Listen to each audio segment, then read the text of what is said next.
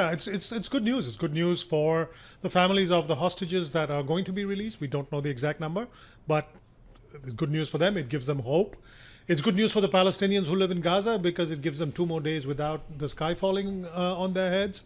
It's good news for President Biden, who has articulated several times that he wanted the truce to be extended. It's good news for all of those constituencies.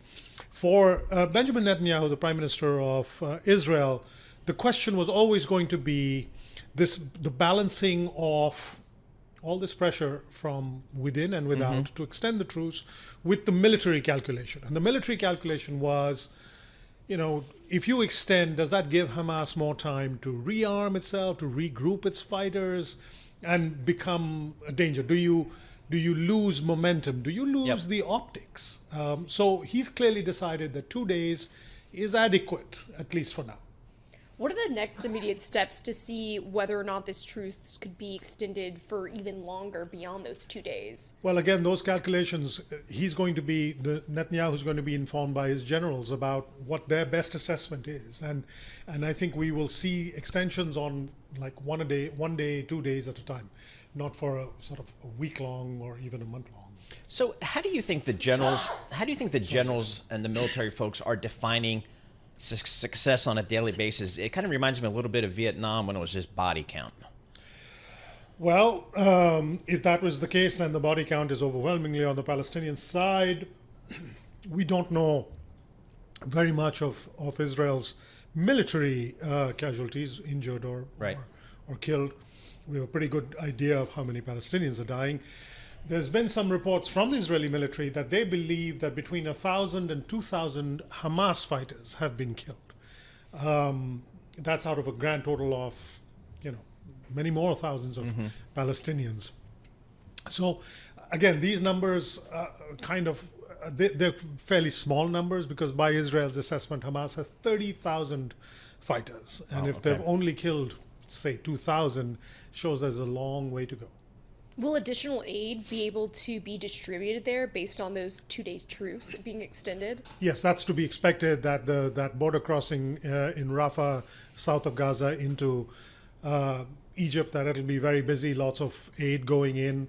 I mean, the scale of what the people in Gaza needs is off the chart. So even several hundred trucks a day is not going to cover it, but better that than nothing. So, again, for that reason too, this is good news within reason for the Palestinian people in Gaza. What do you think the United States State Department feels is a good outcome? Like, what do you think the United States State Department is kind of hoping for, rooting for, trying to get our policy to there?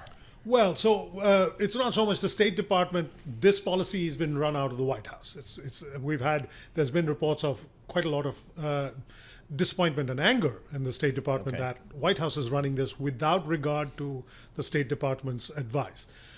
So this is President Biden taking the lead, essentially.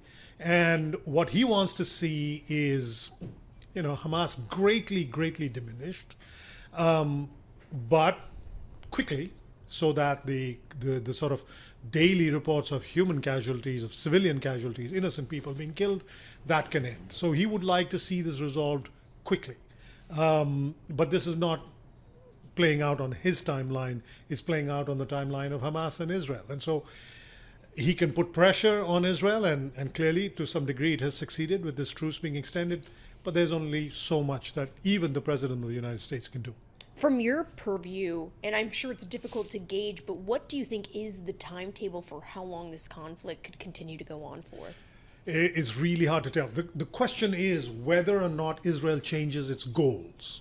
The original goal that Netanyahu articulated is that Hamas must be essentially eliminated. That's, as I said, 30,000 fighters. That will require weeks, months, years to pull off.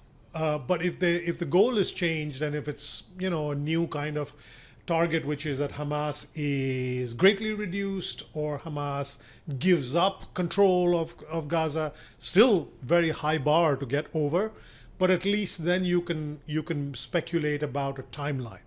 Right now, the end state is so vague that it's impossible to say how long this might take. I come to think of it, I haven't seen on the cable news networks many images of rockets landing in Israel. Is that because I'm just not paying attention, or have they been reduced? And does that indicate that maybe Israel is in fact impacting the ability of Hamas to wage war? There have been fewer rocket attacks, no question. Volleys of them every now and again, but certainly not with the intensity that we saw on and after the 7th of October, the first few days. Those rockets have to be smuggled in. Some of them are the sort of lower tech ones are manufactured within Gaza. Since the October 7th terrorist attack, Israel has been minding those borders more carefully. And the destruction in Gaza City has greatly sort of reduced the arms caches and Hamas's ability to build new rockets. So, yeah, but Israel's concern will be that if the truce continues, then Hamas will have the ability to bring in more rockets and build more rockets and start firing those off again. So during the truce, isn't there a concern also that potentially, if you're thinking about Hamas, would they be able to potentially bring in reinforcements, or are there any sort of stipulation on what they're able to do during the 2-day period? But they don't really need reinforcements from the outside, and smuggling in human beings in the middle of a war situation can be quite tricky, especially when you know that Israel and Egypt presumably are on a high state of alert, watching for any movement of large groups of people in that direction.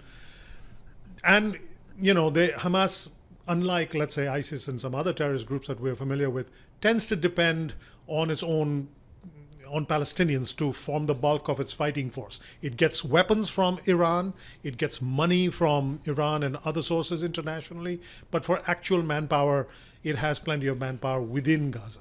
But the concern would be weapons. Are they able to smuggle in weapons, either by sea or through those tunnels that we've been reading about for years and years? Again, you would hope that particularly the Egyptians would be on high alert and prevent that from happening. But it's been known to happen in the past, where even in the middle of a conflict situation with Israel, Hamas has shown the ability of smuggling in or building new weapons. All right, so we're 50 days plus into this. How united is the Israeli population to what's happening these days? Is that wavered at all? Do we have any reporting? Well, it's wavered on the political spectrum. So the vast majority, to go by the polls, the vast majority of Israelis want Benjamin Netanyahu gone. They want him to pay the price for his failings as a leader, which led to the October 7th attack. On the other hand, there seems to be still quite a lot of support for the military operation. It was an incredibly traumatic event for the Israelis, the terrorist attack, and they do want to make sure that the horrors of that day are never visited on them again. So they would like to see their military succeed, but they don't want to see their military having to occupy Gaza for an extended period of time. So quite a mixed bag. There's a lot of support for the military, but very little support for Netanyahu himself. So you think Netanyahu stays in power as long as there are, active operations? Well, he's counting on that. That's for sure. Okay. That his people won't want to change horses in midstream. But there are calls for his resignation that are coming from some prominent voices, including former military leaders, former intelligence chiefs, former prime ministers. If that pressure keeps building, then he'll have to resign.